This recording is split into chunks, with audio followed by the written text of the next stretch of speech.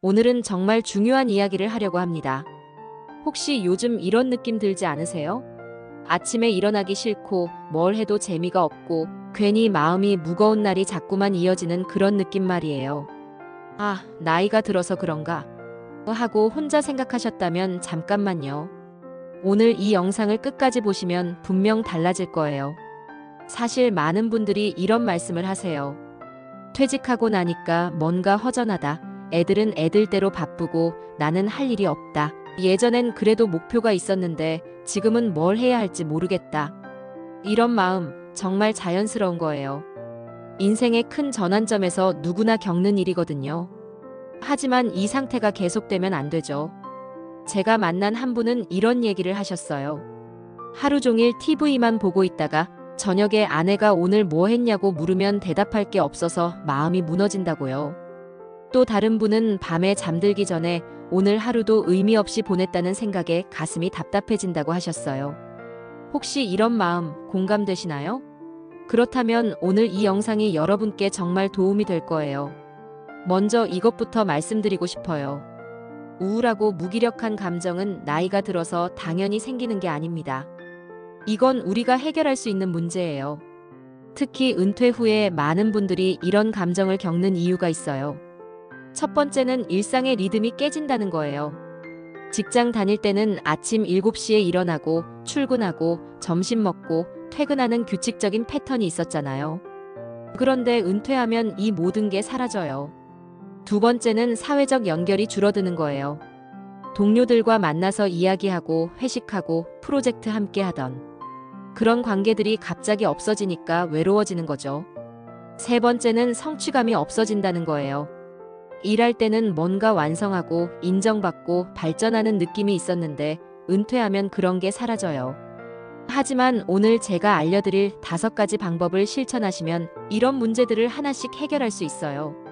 첫 번째 방법은 아침 루틴 만들기입니다. 작은 루틴이 하루를 견디게 합니다.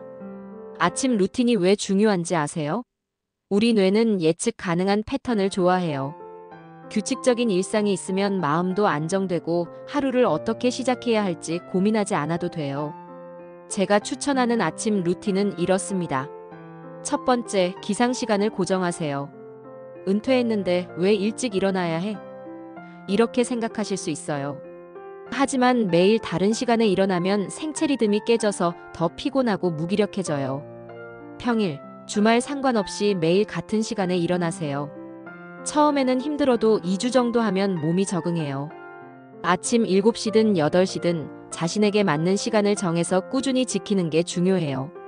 두 번째, 일어나자마자 햇빛을 쬐세요.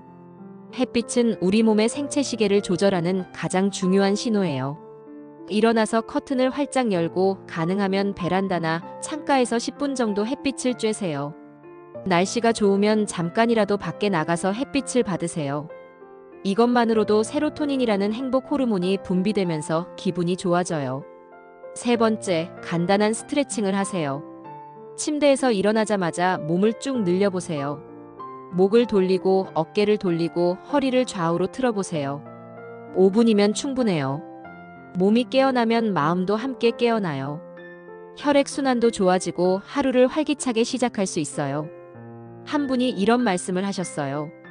아침에 일어나서 스트레칭하고 햇빛 쬐니까 오늘 하루도 뭔가 해낼 수 있을 것 같은 기분이 든다고요.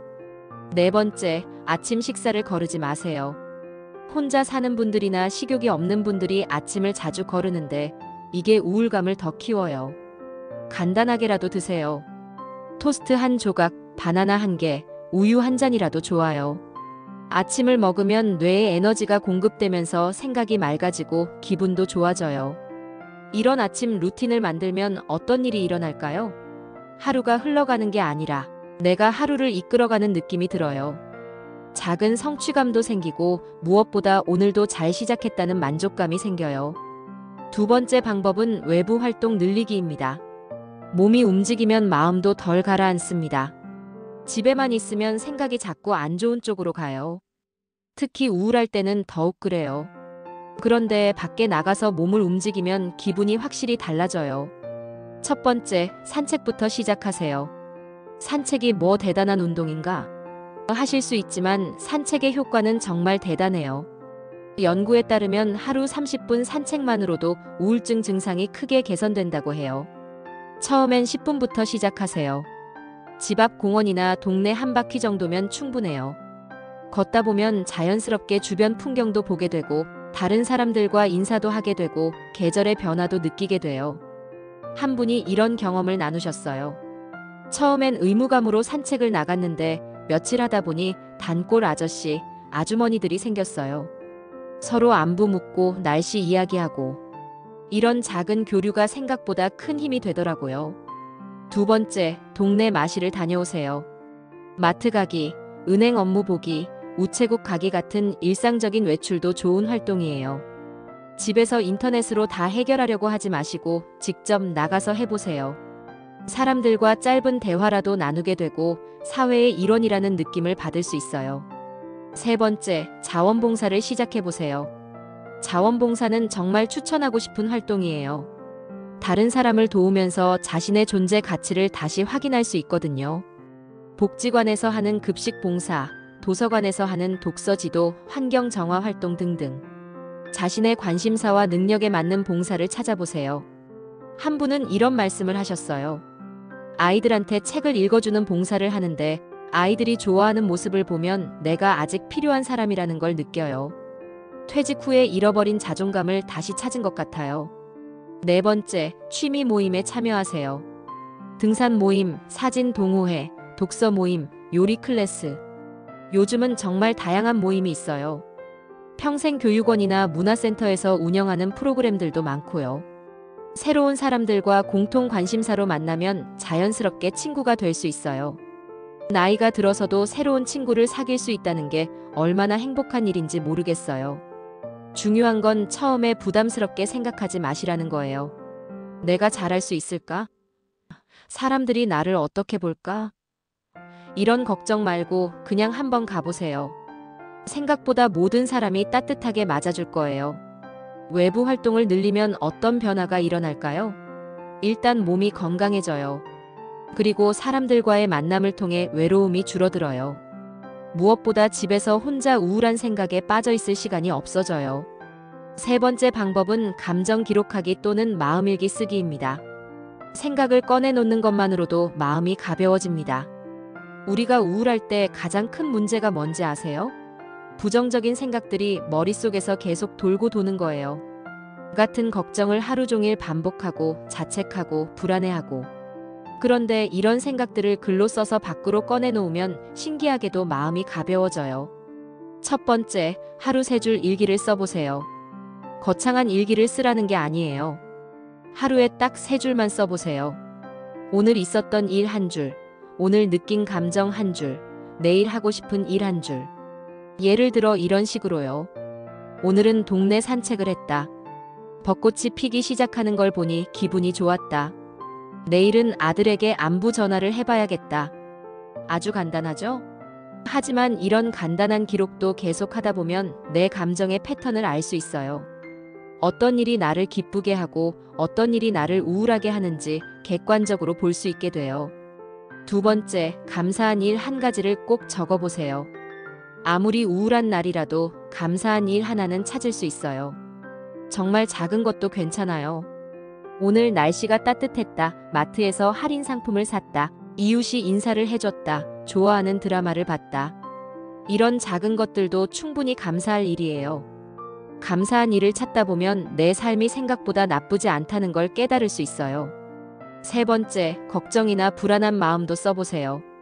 우울한 감정을 숨기려고 하지 마세요. 솔직하게 써보세요. 오늘은 왜 이렇게 기분이 안 좋을까? 건강이 걱정된다. 아이들이 연락을 안 해서 서운하다. 이런 마음들을 글로 쓰면 머릿속에서 맴돌던 생각들이 정리가 돼요. 그리고 시간이 지나서 다시 읽어보면 그때 그런 걱정을 했었구나 하면서 객관적으로 볼 수 있어요. 한 분이 이런 경험을 나누셨어요. 처음엔 일기 쓰는 게 귀찮았는데 한 달쯤 지나서 처음 쓴 일기를 읽어보니까 그때보다 지금이 훨씬 마음이 편해졌다는 걸 알았어요.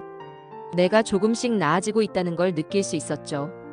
네 번째, 꿈이나 목표도 써보세요. 나이가 들었다고 꿈이 없어야 할 이유는 없어요. 작은 꿈이라도 좋으니까 써보세요. 손자한테 맛있는 음식을 해주고 싶다. 부부가 함께 여행을 가고 싶다. 새로운 취미를 배우고 싶다. 꿈을 글로 쓰면 막연한 생각이 구체적인 목표가 돼요. 그리고 그 목표를 향해 작은 실천들을 할 수 있게 돼요. 일기는 꼭 예쁜 다이어리에 펜으로 쓸 필요 없어요. 스마트폰 메모장에 써도 되고 컴퓨터에 파일로 만들어도 돼요. 중요한 건 꾸준히 하는 거예요. 네 번째 방법은 누군가와 이야기 나누기입니다. 대화는 약입니다. 말로 꺼내면 마음도 풀립니다. 우울할 때 가장 하고 싶지 않은 게 남과 이야기하는 거예요. 혼자 있고 싶고 아무도 만나기 싫고. 하지만 이럴 때일수록 누군가와 이야기하는 게 중요해요. 첫 번째, 가족과 진솔한 대화를 해보세요. 자녀분들에게 연락하세요. 나 요즘 좀 우울해라고 솔직하게 말해보세요. 자녀들이 바쁘다고 연락을 안 하는 게 아니라 부모님이 잘 지내고 계실 거라고 생각해서 그런 경우가 많아요. 부모님의 마음을 알리면 자녀들도 더 자주 연락하게 될 거예요. 부모님이 힘들어 하시는 걸 모르고 있다가 알게 되면 미안해하고 더 관심을 갖게 돼요. 배우자가 있으시다면 배우자와도 이런 이야기를 나누세요. 요즘 기분이 안 좋아서 그래라고 말하는 것만으로도 마음이 한결 가벼워질 거예요. 두 번째, 오랜 친구들과 연락하세요. 학창시절 친구, 직장 동료, 동네 친구. 연락하고 싶었지만 미뤄뒀던 사람들에게 연락해보세요. 갑자기 연락해서 미안하다고 말하면 대부분 반가워해요. 나이가 들수록 진짜 친구의 소중함을 더 잘 알게 되거든요. 만나서 이야기하는 게 가장 좋지만 전화로도 충분해요. 옛날 이야기도 하고 근황도 나누고 그러다 보면 시간이 금방 가고 기분도 좋아져요. 한 분이 이런 말씀을 하셨어요.